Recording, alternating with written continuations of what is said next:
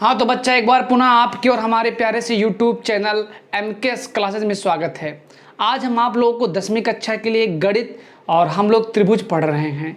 त्रिभुज में हमने 6.4 थ्योरम कंप्लीट कर लिया और आज हम अपने थ्योरम 6.5 को भी कंप्लीट कर देंगे। 6.3, 6.4 और आज 6.5 ये जो थ्योरम आपके तीन हैं वो समरूप त्रिभुज की कसौटियाँ हैं। आज हम तीसरी कसौटी पढ़ने जा रहे हैं जिसका नाम होगा भुजा कोण भुजा समरूपता नियम। तो एक बार हम थ्योरम को पढ़ दे रहे हैं, ध्यान दीजिएगा। बहुत आसान हम इस चीज़ को बनाएंगे आज। ये थ्योरम ऐसा है, इतना मैं आप लोगों को मतलब ये किसी बुक में मिलने वाला ऐसा चीज़ नहीं है जो मैं आप लोगों को दे रहा हूँ। ये जो कुछ भी है अपने मन से है। कह रहा है कि 6.5 थ्योरम, यदि एक त्रिभुज का एक कोण दूसरे त्रिभुज के एक कोण के बराबर हो तथा इन कोणों को अंतर्गत करने वाली भुजाएं समानुपाती हो तो त्रिभुज समरूप होता है। ठीक है ना। तो हमने आपको पहले बताया कि किसी भी थ्योरम को प्रूव करने के लिए हमें कुछ चरणों का क्या करना पड़ता भैया, कुछ चरणों को हमें फॉलो करना होता है। तो आइए उसी क्रम में सबसे पहला हम लोग क्या फॉलो करते हैं, दिया है। लिखते हैं सुंदर सुंदर दिया है। और इसके बाद में अगला होता है हमारा क्या भैया, सिद्ध करना है। तीसरा हमारा होता अगर आवश्यकता है तो रचना। और चौथा चीज़ हमें क्या करना पड़ता भैया, उत्पत्ति। तो इस प्रकार से हमारे पास, ठीक है ना, 1, 2 और ये तीसरा और ये चौथे हमारे पास इतने स्टेप हैं। एक एक करके सभी स्टेप को हम लोग फॉलो करते हैं। ये 2 स्टेप जो हमारे पास है वो इस थ्योरम के स्टेटमेंट में भी हमें मिल जाएगा। जैसे कह रहा है यदि एक त्रिभुज का एक कोण दूसरे त्रिभुज, तो कहीं ना कहीं हमारे पास 2 त्रिभुज होगा। तो हम लोग क्या करते हैं, लिखते हैं कि त्रिभुज फलाने और फलाने। तो त्रिभुज ABC व त्रिभुज DEF में, ठीक है ना। तो आइएगा 2 त्रिभुज हम लोग यहीं बना लेते हैं।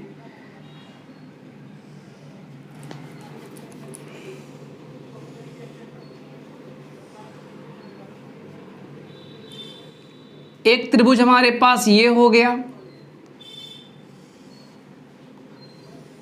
और दूसरा त्रिभुज हमारे पास ये हो गया।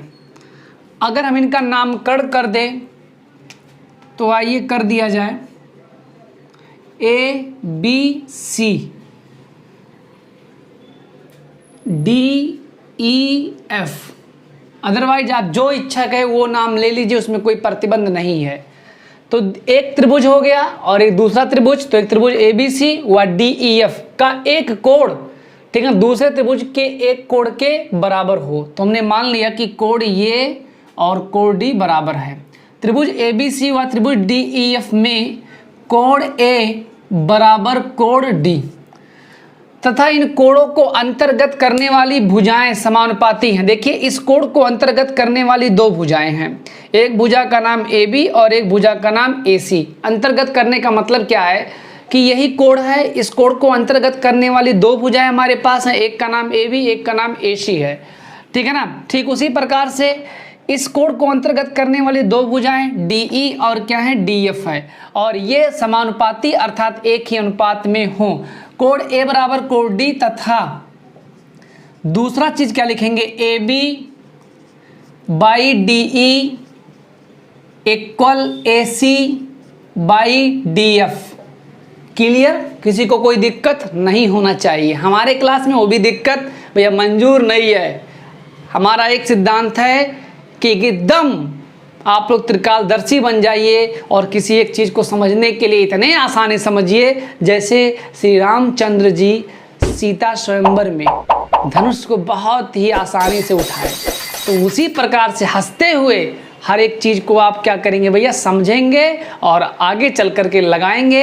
यही मेरे क्लास का एक पर्पज है कि हर एक कठिन चीज़ को हमें क्या बनाना है, आसान बनाना है। तो आसान बनाना ना भैया, बस हमारे साथ आप कोऑपरेट करिए और इसके बाद देखिए कितना मज़ा आएगा। अभी तो मैं क्लास 10th में ऐसी चीज़ पढ़ाऊँगा और इतने आसान तरीके बताऊंगा कि आप सोचे नहीं होंगे यार क्लास 10th की मैथ इतनी आसान हो सकती है।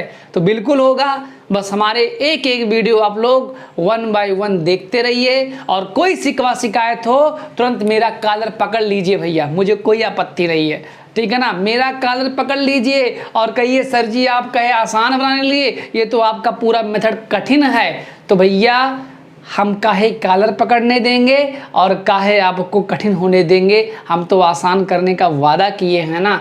तो भैया एक एक वादे पर मैं खरा उतरूंगा, ये मेरा एक बार पुनः आपके साथ वादा करते हैं। और ना समझ में आए तो पैसा भी वापस, लेकिन पहले पैसा तो आपको देना पड़ेगा। पैसा कहाँ दिए हैं। चलिए चलते हैं, इतनी बात तो हो गई। अब इसके बाद कह रहा है कि त्रिभुज समरूप होते हैं, तो मुझे दिखाना है त्रिभुज ABC समरूप त्रिभुज DEF, ये मुझे दिखाना है। अब बात रही कंस्ट्रक्शन रचना की, तो जैसे हम 6.3 6.4 में कंस्ट्रक्शन किए, सेम प्रोसेस 6.5 में भी वही कंस्ट्रक्शन करेंगे। रचना मुझे करना है AB बराबर, रचना में लिख रहे हैं AB बराबर, ठीक है ना, DP तथा AC बराबर DQ काटा तथा PQ को आपस में मिला दिया,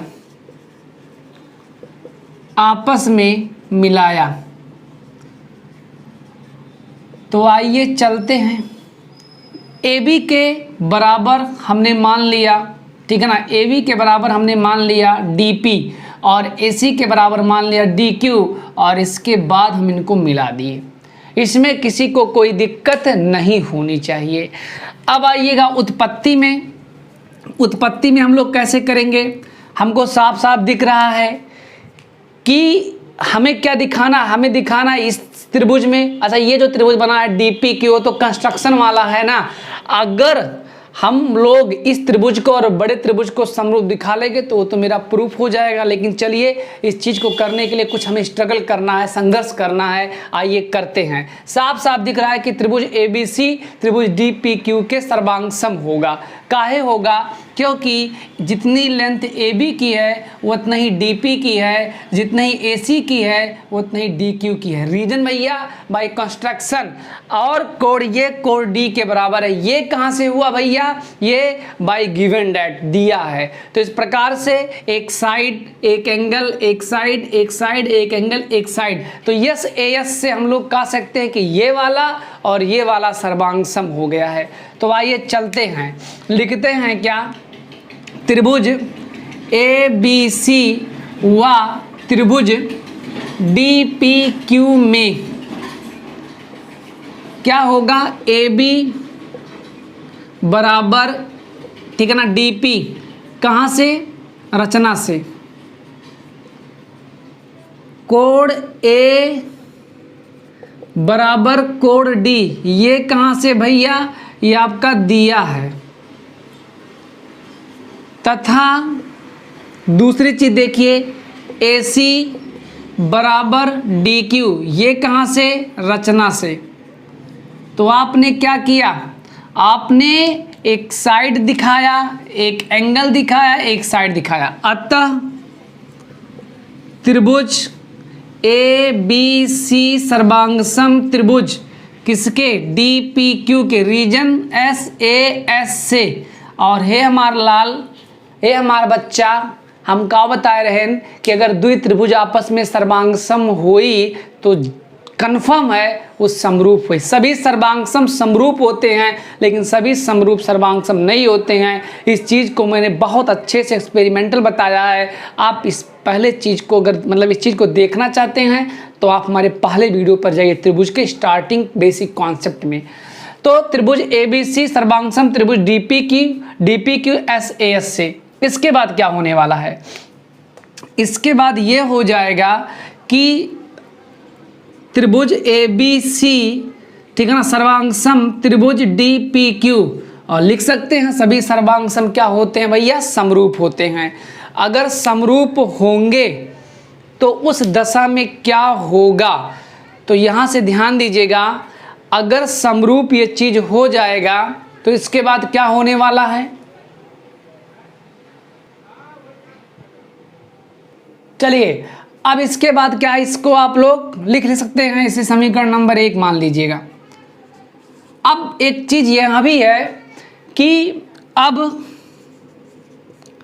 तब जब कब पढ़े थे आप लोग, क्लास 1 में 1 में, अब AB by DE equal AC by DF। अच्छा एक चीज़ यहाँ थोड़ा टारगेट बनाइएगा आप लोग, हमें दिखाना था समरूप क्या ABCDEF और आपने दिखाया ABC समरूप DPQ। मतलब अगर हम लोग, ठीक है ना, इस त्रिभुज को DEF बड़े वाले त्रिभुज और DPQ को समरूप दिखा ले गए तो सिचुएशंस में हम लोग कह देंगे कि दोनों मिलाकर के समीकरण 1 और समीकरण 2 से ये भी आपस में क्या होंगे भैया, सर्वांग सम हो जाएंगे, इसमें कोई दिक्कत आपको नहीं होगा। अब आइएगा यहाँ से क्या करना है, AB by DE equal AC by DF, ये कहाँ से है, दिया है।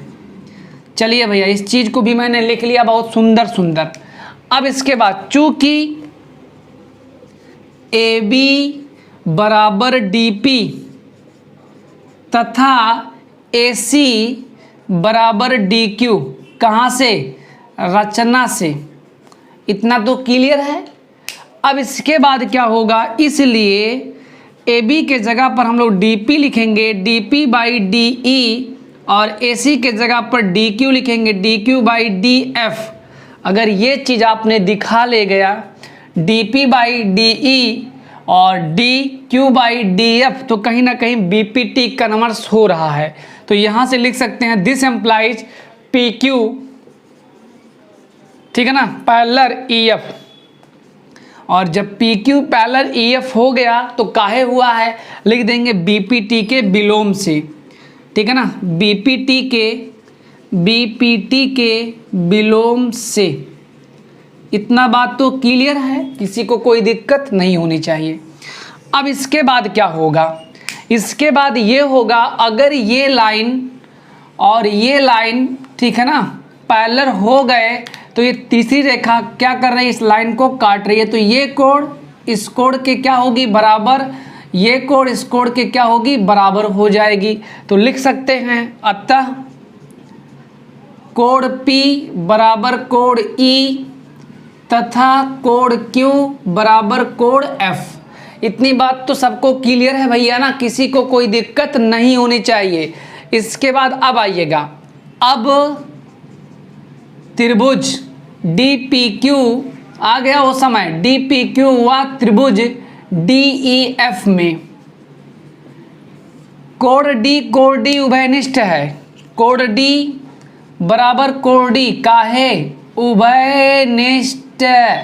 इतना बात तो समझ में आया। और इसके बाद कोण P बराबर कोण E, ये कहाँ से, उपरोक्त से आप लोगों ने ऑलरेडी दिखा चुके हैं, तथा कोण Q बराबर कोण F, ये भी आपने कर चुका, अर्थात दोनों त्रिभुजों के तीनों कोण बराबर हैं। तो लिख सकते हैं अतः कोण कोण कोण समरूपता नियम से क्या लिख सकते हैं, त्रिभुज DPQ समरूप होगा किसके, त्रिभुज DEF के। ये समीकरण नंबर आप 2 मान लीजिए। इतनी बात तो सबको क्लियर है। अब समीकरण 1 और 2 पर जरा नजर लगाइएगा, नजर लगाइए, घूर कर देखिए, अभी आपको स्पष्ट हो जाएगा। यहाँ से क्या है, DPQ एक बार समरूप है ABC के, और वही DPQ समरूप है किसके, DEF के। तो हम लोग लिख सकते हैं कि समीकरण 1 व 2 से, ठीक है ना, ये दोनों आपस में इक्वल हैं, तो ये भी आपस में क्या होंगे, इक्वल होंगे। तो लिख रहे हैं सुंदर सुंदर समीकरण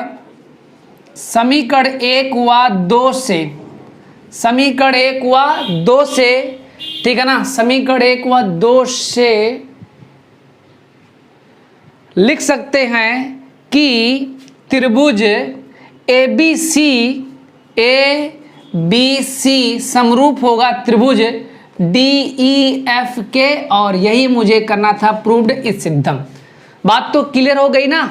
एक बार पुनः मैं समराइज कर दे रहा हूं। दिया गया है दो त्रिभुज ABC। देखिए स्टेप याद करिए, हमारे एक एक लाइन को नहीं याद करना, आप स्टेप याद करिए, डेट सवर है।